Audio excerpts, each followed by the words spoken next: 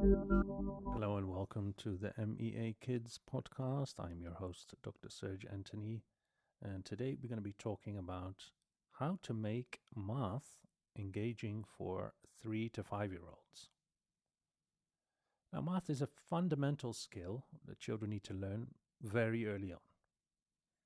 Unfortunately, many young kids they find it dull and tedious. So in this episode, we'll provide some tips on how to make math more engaging and fun for your 3 to 5 year old. There we go. Tip number 1.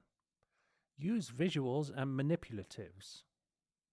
Now, using visuals and manipulatives is a great way to engage your kids in math. Kids at this age, they learn best through hands-on experiences. So when you incorporate visual aids and manipulatives, they can see and touch the concepts that you're teaching them, making math more engaging. I'll give you an example. If you want to teach addition to your child, you could use, for example, blocks or other small toys and ask your child to add 2 groups of blocks together and then count the total number, for example. And this hands-on approach is a fun way to teach addition while keeping your child engaged.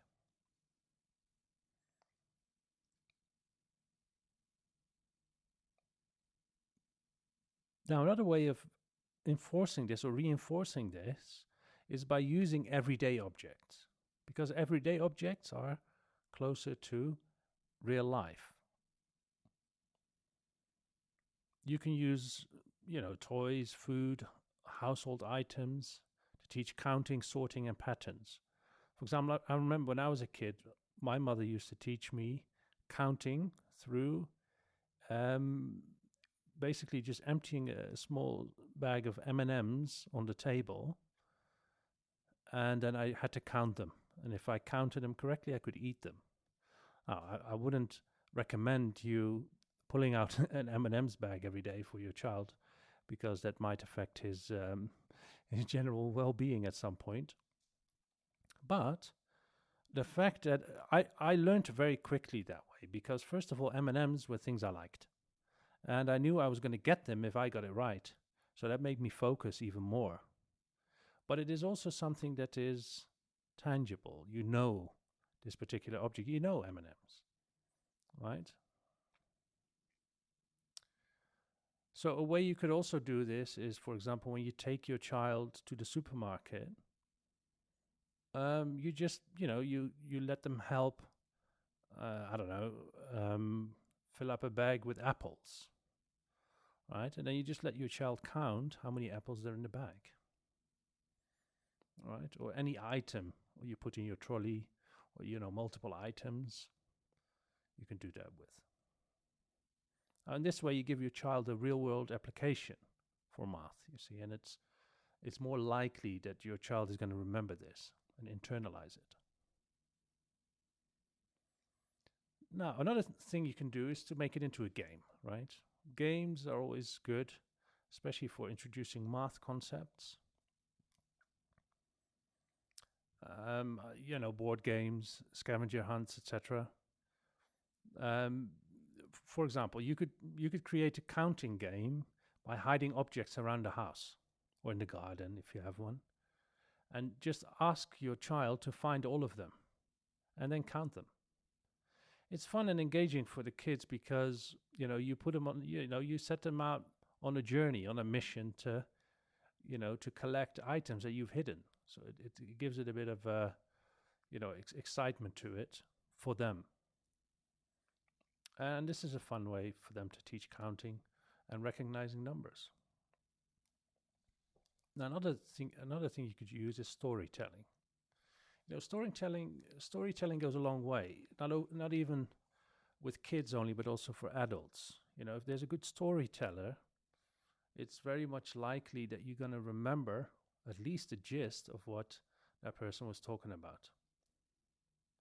And you remember it longer. It's less likely that you're going to forget it. Now, you can do this with your kids, of course. You could read a storybook about counting, right, to your child, and then ask them to count the objects in the book, for example. So this keeps them engaged because every time you turn the page, they're going to automatically be looking for the objects and trying to count them as quickly as they can, because then they get a sense of achievement. And don't forget, as a parent, every time your child does that, you need to praise them, right? Positive reinforcement, which we talked about in an earlier episode. Because once you start doing that, you put them into that cycle of, repeating that action, because they get that response out of you. Which brings me to the final tip, which is praising and encouraging, right? It is so important. I cannot stress this enough. It's so important that when you teach anything to your children, it is it is a must that you recognize your child's effort and progress. If your child, for example, struggles with counting, at least praise her or him for trying and encourage them to keep practicing. This positive reinforcement will motivate your kid and at least help them feel confident in their math abilities. Because if you don't do this, they might lose their confidence, or the little bit of confidence that they did have. It's easily destroyed. So even if they get it wrong, always praise your child for the effort, at least.